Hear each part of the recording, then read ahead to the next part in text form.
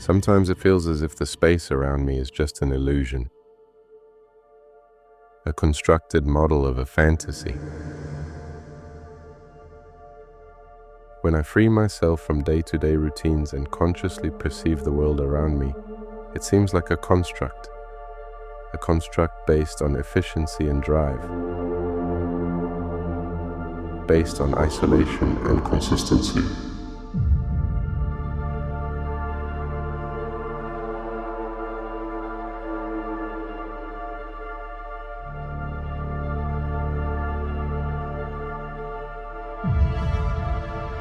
Day after day, I move through streets whose names I don't know. I see people whose motives remain unknown. And I exist in spaces to which I have no connection. As if I were trapped in a box whose inside I can see but don't really know. I wonder if there is something outside this box. If there is a space that frees me from the constant flow of the constructed environment. A space that nobody has to explain to me first, not because I already know it, but because it explains itself. For a long time I have been looking for a way out, for a chance to realize what is real.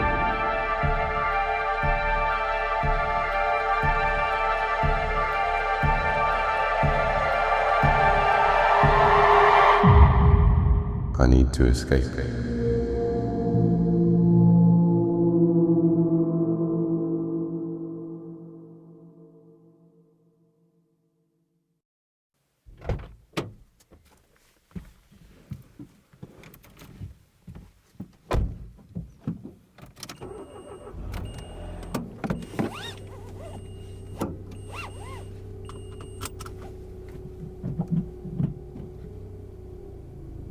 In search of a space that promises to be real, I drive away.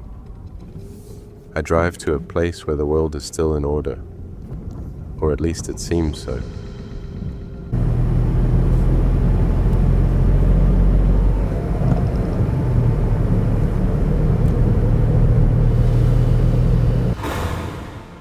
The woods is where I feel at home. As a child I was often there, but later I visited it rarely.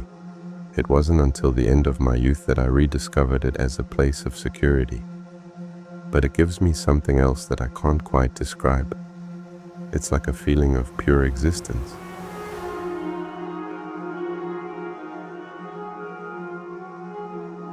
As if I were listening and the room was answering me. It gives me answers that I don't get in a room made of concrete, steel, and glass.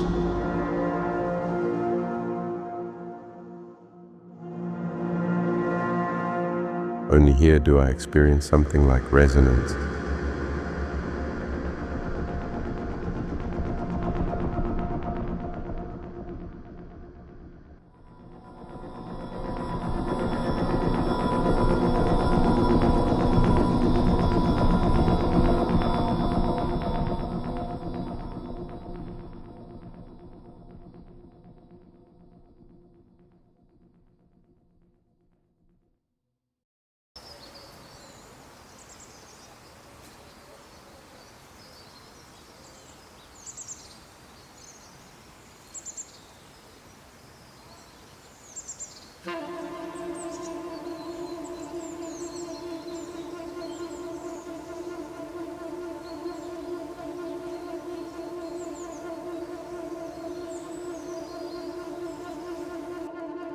That one moment when my thoughts stand still.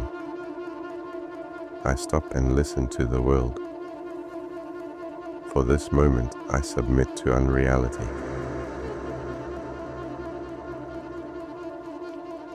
I cannot decode its sender. But if I listen to the world, any question of true or untrue disappears. It embodies what I hold up to unreality.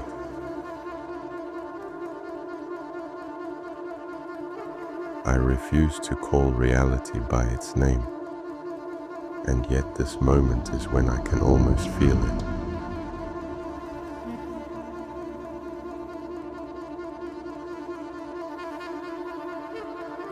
The noise of the highway, which I have learned to ignore, invades my perception. Perhaps because it is more than just a noise. It is the person I am thinking about. It is the work that commits me. It is the fear that follows me.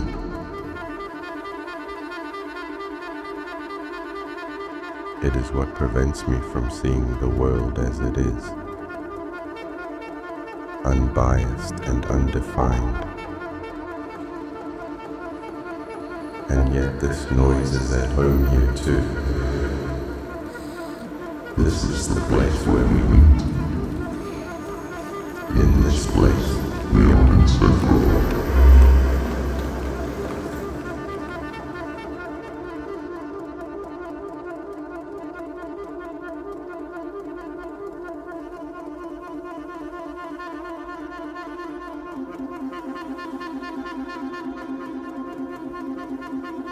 How can I escape reality if I never face it? A screen of rules and duties lies on top of it. If I look through it, I think I see the real. But if I break through the pain, a new one appears. This time it comes from within.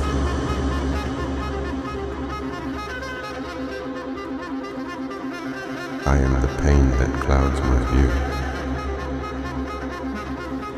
As soon as I look at the world, I don't see it as it is. I see it the way my perception allows me to. I can't escape it.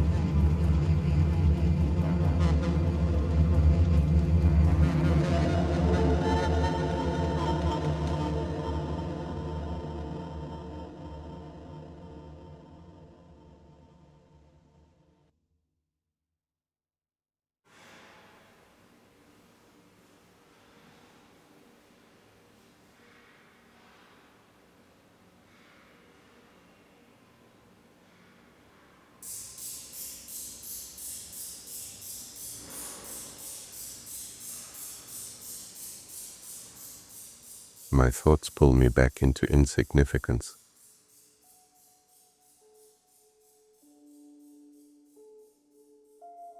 External influences overlay my perception, veiling what really exists. Covered by this veil, I enter the room that is supposed to help me remove this curtain for a moment. What I perceive is permanently covered by a world outside of reality. But what is the alternative to abandon what has defined my life so far?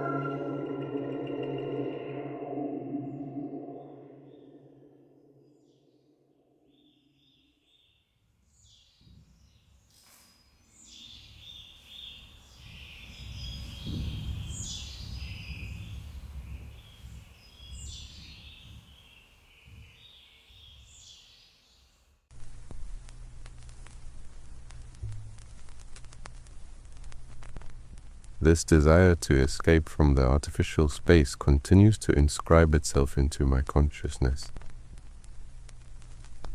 At the same time, everything around me continues to tighten and closes off the way out that promises liberation from these burdens.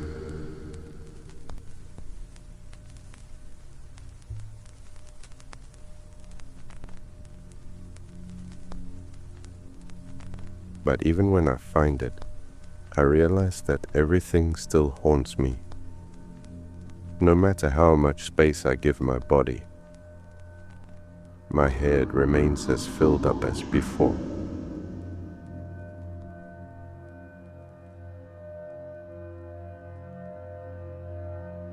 Sometimes I wish I could live far away from everything and finally have some peace and quiet. But why should others give me a rest if I don't allow myself to do so?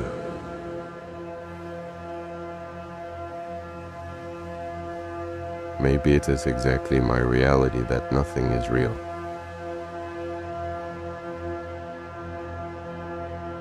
Maybe I don't need to escape the space around me. Maybe I need to admit to myself that I can't find what I'm looking for. Maybe I need to escape myself.